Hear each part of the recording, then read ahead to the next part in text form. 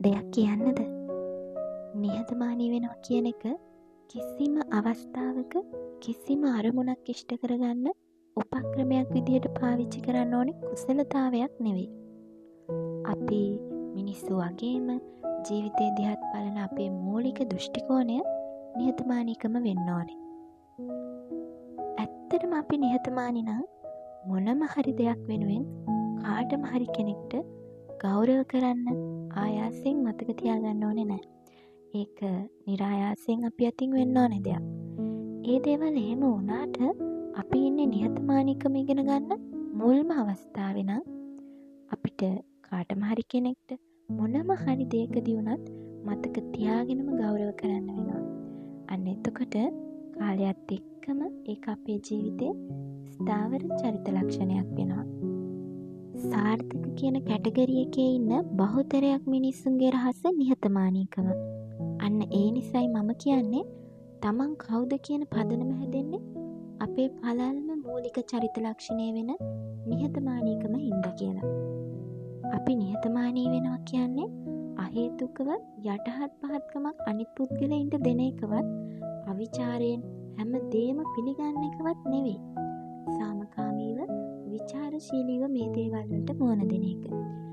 ජීවිතේ අපිට හම්බෙන හැම මිනිස්සෙක්ම එක වගේ නෑ. අම්මා, තාත්තා, සහෝදරයෝ, සමහර විට අපිට හම්බෙන ලයිෆ් පාර්ට්නර් සහ එයාගේ පවුල, ඒ අතරින් එහාට ගියාම යාළුවෝ, රැකියාවක් කරනවා නම් එතනදී හම්බෙන පිරිස, එදිනෙදා වැඩවලදී හම්බෙන මිනිස්සු, මේ අය එකිනෙකාට වෙනස්. ගෑනු ළමෙක් විදියට මෙච්චර සංකීර්ණ සමාජයක කොයි විදිහටද අපි අපේ මූලික චරිත ලක්ෂණ ගොඩනගා ගන්න කියලා ඔයා කවදා හරි හිතලා තියනවද? නිහතමානී වෙනවා කියන එක හැම ගෑනු ළමයෙක්ටම වැදගත් වෙන්නේ ඇයි කියලා දන්නවද? නිහතමානී නොවුනම નિરાයාසයෙන්ම අපේ ඉවසීම අපෙන් ගිලිහෙනවා. කිසිම සාධනයක් නැතිව අපි ඇතුළතින්ම අපේ සංවර්ධනය ගිලිහෙනවා. ගෑනු ළමයෙක් සාර්ථක වෙන්නේ තමන්ගේ ජීවිතය ඇතුලේ ශක්තිමත්ව ගොඩනගා ගන්න නිහතමානීකම කියන ලක්ෂණය හින්දා තමයි. මං හිතනවා හැම ගෑනු ළමයෙක්ටම අධ්‍යාපනය, ආර්ථිකය, පෞද්ගලික ජීවිතය කියන මේ හැම දෙයකින්ම ශක්තිමත්ව ස්වාධීනව නැගිටින්න නිහතමානීකම ගොඩාක් වැදගත් වෙනවා කියලා.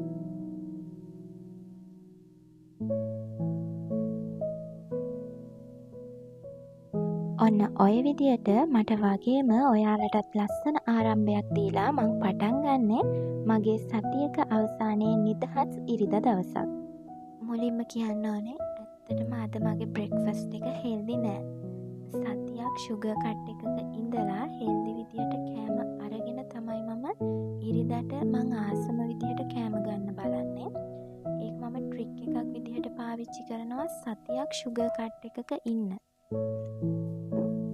සතියක්ම එක දිගට වැඩ කරන නිසා මම ඉරිදාට ගොඩාක් ලොකු වැඩ දාගන්නේ නැහැ. පුළුවන් තරම් ගෙදරට වෙලා රෙස්ට් එකේ කරගන්න පුළුවන් වැඩ ටික තමයි කරගන්න දාගන්නේ. හැම වැඩක්ම ඉවර කරගන්න බලනවා. බැරිම අවස්ථාවක් ආවොත් මේ වැඩ ටික ඉරිදාට දාගන්නවා. සාමාන්‍යයෙන් මම ප්ලෑන් නොකර ගමන් යන කෙනෙක් නෙවෙයි. පහුවෙනිදාට මොන හරි කරන්න තියෙනවා නම් මට ඒක කලින් ප්ලෑන් කරන්න ඕනේ. මොකද නැත්නම් එකපාරට ලෑස්ති වෙලා යන ගමන් මං හිතනවා ඒක මට හරි අසාර්ථකයි කියලා. විශේෂයෙන්ම ෆුල් ටයිම් ජොබ් එකක් කරන කෙනෙක් විදිහට මට ටයිම් එක මැනේජ් කරගන්නම වෙනවා. ගොඩක් වෙලාවට මට ෆැමිලි එක වෙනුවෙන් වෙලාව වෙන් කරන්න වෙනවා. මගේ අධ්‍යාපන කටයුතු වෙනුවෙන් වෙලාව වෙන් කරන්න වෙනවා.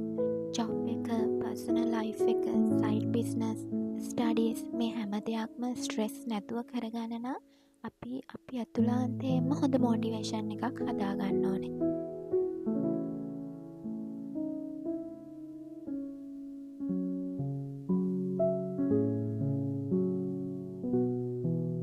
ගෑනු ළමයින්ට ජීවිතේ වගකීම් වැඩි. ඉස්සරහට යන්න ජීවිතේ Tamanට එන වගකීම් වැඩි. මේ දේවල් වලදී හැම පැත්තක්ම බැලන්ස් කරගෙන ඉස්සරහට යන්න හිත හයිය වෙන්න ඕනි ගෑනු ළමයිගේ පළවෙනියටම. රැකියාවක් කරන ගෑනු ළමයෙක් වෙන්න පුළුවන්, රැකියාවක් නොකරන ගෑනු ළමයෙක් වෙන්න පුළුවන්. මොන තත්ත්වයක හිටියත් ගෑනු ළමයෙක්ගේ පළවෙනිම දේ හිත හයිය වෙන්න ඕනේ සහ කළමනාකරණය කියන දේ පළවෙනියටම තියෙන්න ඕනේ.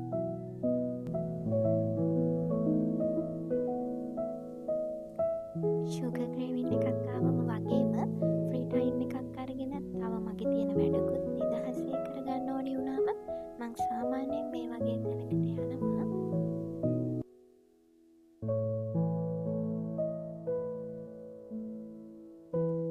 ජීවිතේ ගලාගෙන යනවා. ස්ට්‍රෙස් නොවී ඒ දේවල් වලට මුහුණ දෙන්න ඕනේ. මිනිස්සෙක්ගේ ජීවිතේ පළවෙනිම වටිනම දේ වෙන්න ඕනේ මානසික නිදහස. ඒ හැර වෙන වැදගත් දෙයක් නෑ කියලා තමයි මම හිතන්නේ. ජීවත් වෙන්න අපි කරන හැම දේම මානසික නිදහස වෙනුවෙන් හෘද සාක්ෂියට එකඟව කරන්න ඕනේ. ඉස්සරහට අපි තව ගොඩාක් දේවල් කතා කරමු. මගේ පීස්ෆුල් කෝණ එකට ඔයාලව ආදරෙන් පිළිගන්නවා.